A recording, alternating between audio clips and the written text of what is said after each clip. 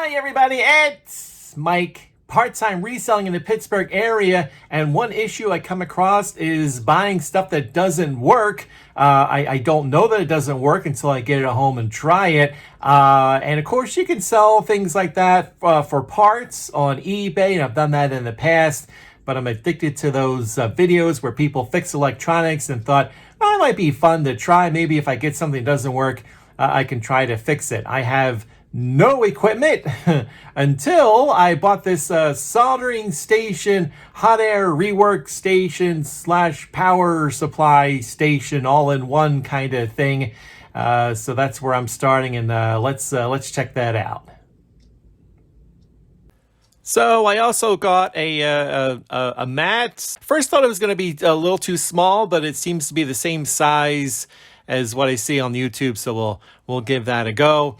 And then the 3-in-1 station. I'm not going to try to pronounce that company name. Let's take this apart and see what we got. All right, so first up, we got leads, because you can test voltage and for the power supply. So we have soldering tips. I think it came with 11 altogether. So that is a good selection. Hopefully they're decent tips. Tips. Some solder, which I don't think is very good. It's lead free, and from what I've read or watched on YouTube, you probably shouldn't use the lead free. 6337 tin to lead is what I'm gonna go with. There's a soldering station to put your soldering iron. It's got the cleansing of steel wool thing in there for the tip, and a little sponge there to wash your tip. All right, that's enough. What else we got? Okay, this is holds the hot air gun thing onto the side of the power, the equipment there. And we got different nozzles for the hot air gun. Now I first thought, okay, it's got 3 of them. And then I got this other bag, which I didn't know what it was, because I'm like, well, we already looked at the nozzle, so what's this thing? But it's another nozzle in its own little bag. I'm not really sure why, but yeah.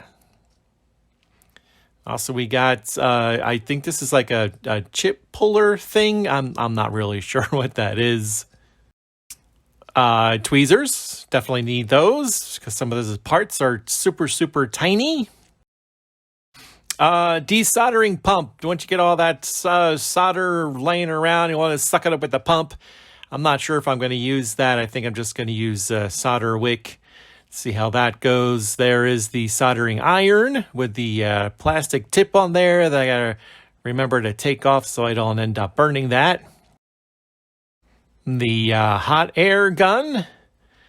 Take that out. There you go. That's what it sounds like. All right, put that aside. And we'll take the actual equipment out of the box here. And move the box over there. I think I have skills to fix stuff, but watch me try to get this out of a plastic bag. The plastic bag has befuddled me. I don't know how do I get it out. Yeah, and I think I'm gonna learn how to solder. I can't even take things out of a plastic bag. So here on the side is where you put the cradle for the hot air gun. So we're gonna do a jump cut before and boom after. Yeah, just fits right on there, screws right in, and then you get the hot air gun and just lay it right there and there. And so that's how that works. All right, we got everything connected, so let's turn it on and play around with it a little bit, see how it works. There you see the temperature is 572. That's what it's set for. And watch the digits fly up as it heats up. And that's how fast that it heats up. Gets up to the 572 and then settles in. And you can lower it if you want. I'm going to block the screen here so you can't see the digits move. But trust me, they're moving down. And just like that. And that knob there is to control the airflow, how much airflow you want coming out of it.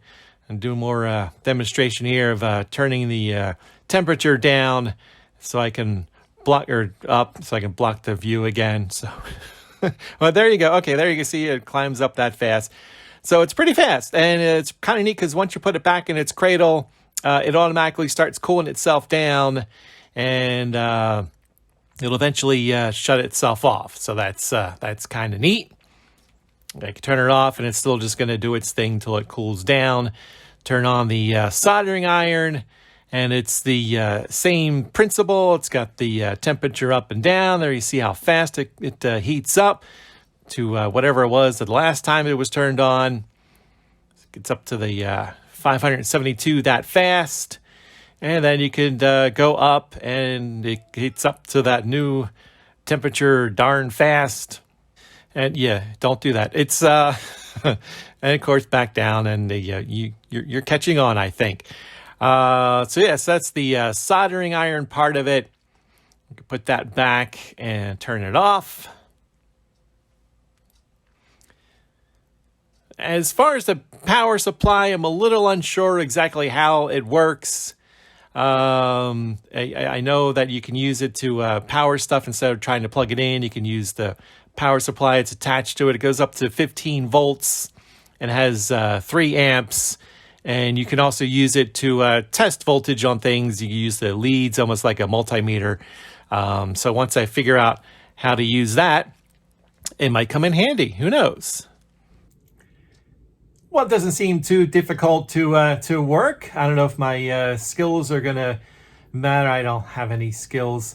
I already do have a project, though. I'm working on a Harman Kardon CD91 cassette deck that I got months and months and months ago. When I first got it, the tape played slow. Then I packed it up for eBay and tried to sell for parts, and nobody's bought it. So I thought finally, well, okay, maybe that'll be my first project. So I unpacked it, and now it won't do anything. You push play, and it tries to play, and then just stops automatically. Same with rewind and fast forward. The cabinet itself is kind of sticky, so I think whatever was built on it, I guess, ended up getting into the tape mechanism, and I got to do a thorough cleaning. But in order to take out the tape deck mechanism kind of thing where you put the cassette, there's wires that are soldered to both the tape thing and the board. So that's why I need a soldering iron to unsolder, desolder, to get that out so I can clean it. And I find it funny that in America we say solder. We ignore the L in there, where everybody else it's solder. I'm American, so it's solder. Yeah, I need a bunch more stuff, but this project, I don't think it's really technically electrical, so I think I can get in there and try to fix it. And once I post the video, maybe you can watch it. That'd be nice. But that's for right now. Thanks for watching. I appreciate it, and I'll talk to you later. Bye!